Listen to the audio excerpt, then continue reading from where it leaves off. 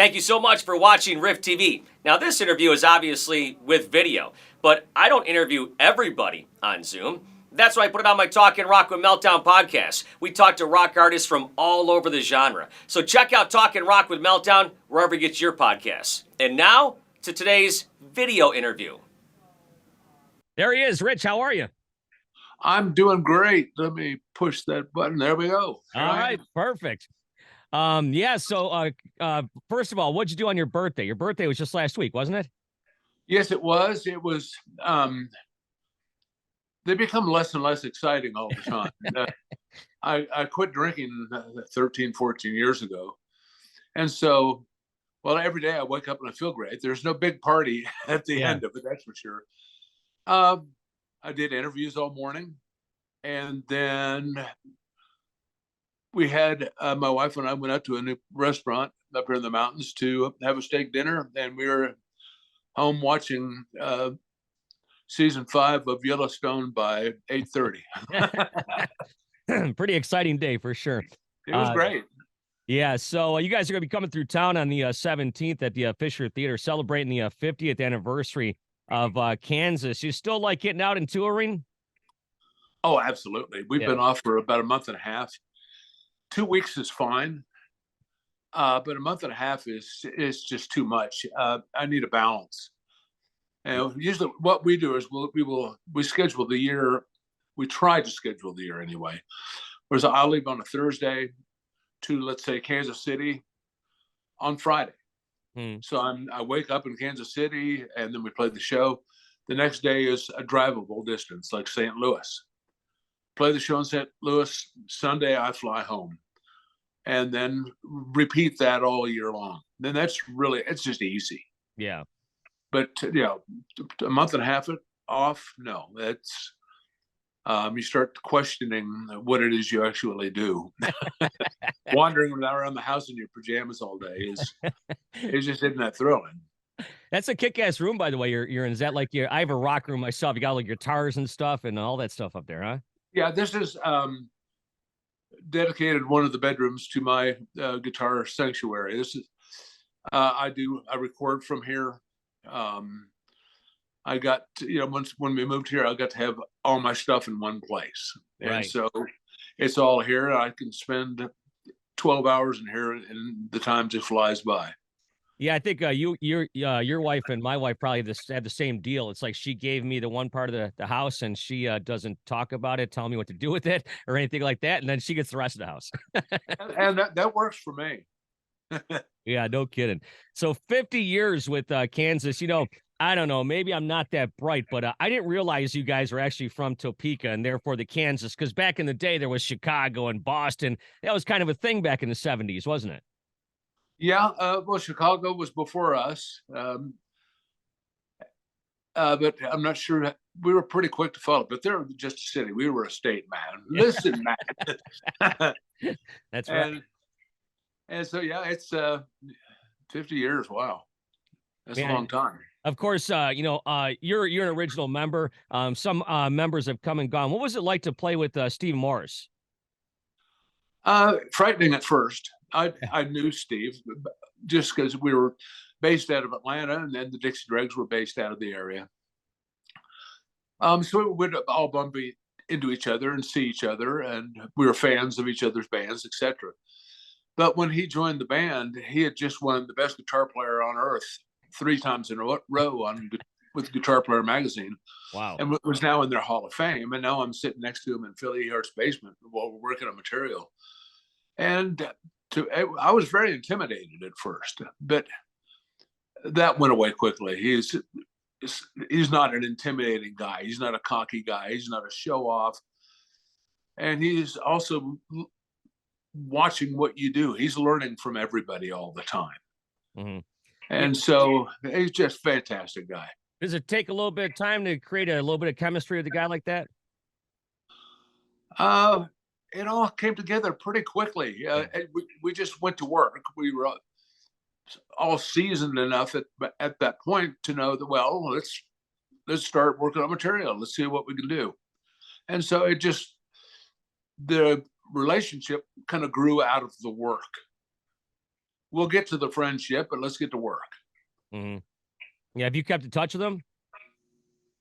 On occasion, we still do. There has been some moments that, you know, we'd like to offer him to come out and play with us on this tour if we're in his area, and he's up for it, you know, since he's retired from Deep Purple, but he's got a lot of things going on in his personal life. That's I hope that all works out. If he can come out and join us for some shows, that would be a lot of fun. Yeah. Speaking of other guitar players, did you know Jeff Beck? You ever cross paths with him? I saw him, but Yeah. never did actually meet him. He would be one of those people where he wouldn't have been impressed because I would have just stood there and stammered and mumbled, and then he would have finally just walked away, just thinking I was an idiot. He was my personal favorite. Is that right? Yeah. Have you ever been starstruck meeting another musician? Oh yeah. It was, let's see, the summer of 1978, and we played Boulder, Colorado in the football stadium with the Rolling Stones. Wow. And so we played a few weeks earlier with them at the old football stadium in Cleveland. But at this particular show, there was a tent city built backstage, and there were screens. We were just in our dressing room rehearsing, and I saw their entourage pull up of limousines. I said, and the crowd is screaming. So, well, the Stones are here. So sitting there, I was just playing my guitar, and all of a sudden, Mick, Jagger, and Keith Richards just walk in the door, and says, "Hello, glad to have you on the show. Really love your band. If there's anything you need, just let us know." And I just stood there like an idiot. I didn't know what to say, and so I said nothing. My jaw was open, and I'm sure I looked like there was something wrong with me. I was starstruck. Is that the only time you ever met them? That was the only time. Yeah. They probably, oh yeah, you're that guy. Hey, it's pretty cool that they said they like your band. At least they knew who you were, right? Oh yeah, it was a great experience. Yeah. Over the 50 years. Oh, I'm sorry. Again, to be in the presence of someone, before we even started playing, you were listening to, and that is just, they're so incredibly legendary. Even when you started playing, they were already legendary. So it's hard to not be in awe of that just because their presence is near you. Yeah, even 45 years ago, they were legendary. That's unbelievable. So absolutely. Over the 50-year career of Kansas, you guys have had your music used in a lot of like movies and TV shows and whatnot. What was like the most exciting thing that your songs were ever used in for you? Well, if you stack them all up and look at them from the perspective of today, it would have to be Supernatural. Because that was the official theme song of one of the biggest television shows of all time. It ran for 15 years worldwide in reruns, and that changed the face of our crowd completely. Suddenly, wait, why are there like 13, 15-year-old kids in the front row at these shows? And so, you'd ask me, why are you here? Oh, Supernatural. And that started explaining it. And, then we became in contact with that organization. And we actually got to do Comic-Con 5 years ago with Supernatural and meet the guys. And it was such a cool experience. Talk about doing it upright. When the setup before we came on was incredible. The guys were the most humble, gracious, level-headed guys you'd ever want to meet, which was very refreshing. In meeting stars of that magnitude, you would never know it. Yeah, I personally, my personal thing was the Happy Gilmore when they used one of your songs. That was pretty cool. Yeah, a lot of times people ask us, were you offended by that? Not well. No, the Will Ferrell thing. When Will Ferrell was singing "Dust in the Wind," Oh yeah. And it was what people, we have a sense of humor. Yeah. And we don't sit around and brood about the wonder of us. And second, we are sent the scripts. Yeah. As the record company, they will apply with them to use a song. They send us the scripts, and we read it and see how it's used, and we give it the thumbs up or thumbs down. So more than a year before if the movie even comes out, we already know how it's going to be used in what context, etc. So it's not a surprise to us. So we've always enjoyed it. Yeah, I remember asking Slash about that one time, and he said he gets the same thing. He gets the scripts and the whole thing. And he says by the time the movie comes out, they forgot that they gave them the okay to put it in there. Oh yeah, that's quite true. Has been a few things in recent times where it's like, I didn't know we were in that. Oh well, a year ago we okayed it. So, yeah. And it's just kind of a fleeting thing. So it's like, okay. So anyway, what's for lunch? Yeah, right. It's not that big of a process. I want to give you a chance to plug the Wayward Son coffee. Tell us about that. Well, Phil Ehart was born in Coffeyville, Kansas, and his mother and father went to high school in Coffeyville. Which the strange thing about that is Robbie Steinhardt, our violinist who passed away last year. His parents grew up in Coffeyville also. But a guy started a coffee company there. And he approached Phil with, how about us naming a coffee after you guys? And we got to kind of dictate, well, we want it organic, and medium bold roast and all that. No problem. And he made it. A lot of the proceeds go to the restoration of the theater in Coffeyville, Kansas. Yeah.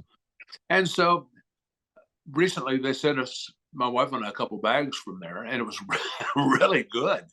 So I'm going to just order some more. It's for a good cause. And coffee, where liquor used to run through my veins, now it's coffee. There you go. And Coffeyville, Kansas, that sounds like a place I need to visit. Yeah, well, that's where the Dalton gang was caught and killed in the street. No kidding. Yeah, it's probably hasn't changed much in the last 50 years.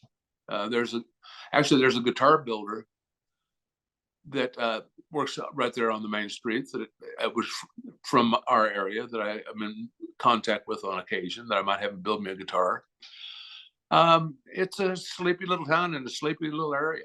That's exactly what I like. Yeah, I love those little towns going across America. So, hey, final thing here for you, Rich, and we'll cut you loose. I got to ask your prediction for Sunday's Super Bowl. I don't predict anymore. All right, who do you want to win? Chiefs. Of course. To be honest, I don't know who could really.